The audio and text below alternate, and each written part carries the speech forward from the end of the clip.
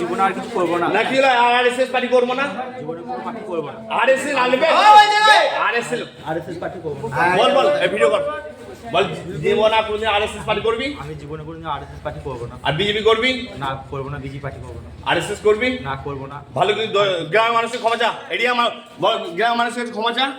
ক্ষমা চাইছি। নানুরের তৃণমূল পার্টি অফিসে তুলে নিয়ে গিয়ে আরএসএস বিজেপি সমর্থক রিন্টু পালকে আরএসএস বিজেপি করার অপরাধে ক্ষমা চাওয়ার যে ঘটনা ঘটে, যে ঘটনার ভিডিও সোশ্যাল মিডিয়ায় ভাইরাল হতে শোরগোল পড়ে যায় রাজ্য থেকে জেলায়, সেই ঘটনায় এবার তুমুল বিক্ষোভ দেখালেন আরএসএস কর্মীরা।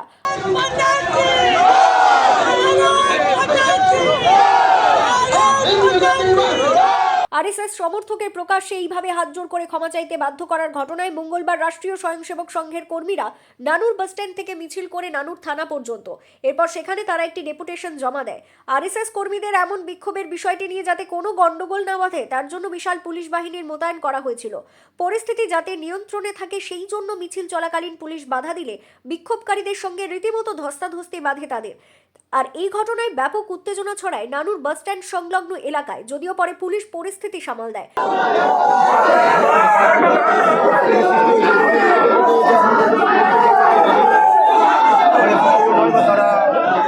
ঘটনার পরিপ্রেক্ষিতে আরএসএস কর্মীদের তরফে নিজেদের দাবি দাওয়া পুলিশের হাতে তুলে ধরা হয়। আমরা হিন্দুরা তো কখনো কোনো সমাজের উপর অত্যাচার করি না, আমাদের কাছে সমস্ত সমাজই একই রকম, আমরা শ্রদ্ধার চোখে তাদের দেখি।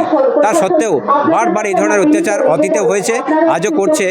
যারা এই কাজের সঙ্গে যুক্ত তাদের ভগবান বুদ্ধি দেখ, আমরা চাইছি তারা এই ধরনের কাজ থেকে বিরত হন, তবেই দেশের মঙ্গল হবে এবং সর্বোপরি তাদেরও মঙ্গল হবে। পাশাপাশি এই ঘটনায় আরএসএস কর্মীরা এবং আইনজীবীরা রিন্টু পালের বাড়িতে গেলে তার মা ঘটনার পর থেকে যেভাবে আতঙ্কিত ছিলেন সেই আতঙ্ক কাটে এবং স্বস্তি পান। এই সমাজসেবা সব এসেছে, তারপরে এই হ্যাঁ আইনজীবী সব এসেছে, আমার একটু সাহস এলো, নইলে আমরা খুব ভয় পাচ্ছিলাম। হ্যাঁ, ওনারা কি বললেন? ওরা বললো যে তোমরা কি চাও? তাই বললাম আমার ছেলেকে যেমন শাস্তি দিয়েছে, ইয়ে করেছে, আমরা প্রতিবাদ চাই।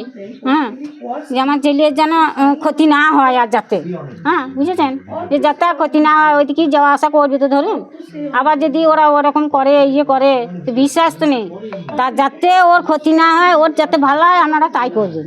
হ্যাঁ, তা আমরা সেইটা চাইছি। এখনো কি আতঙ্কিত লাগছে? আতঙ্কিত লাগছিল, আর লাগে না। এইসব এসেছিল সবাই মিলে, আমাদের এই ছেলেদের সব আরএসএস ছেলেরা এসেছে, ও তার জন্য একটু সাহস এলো।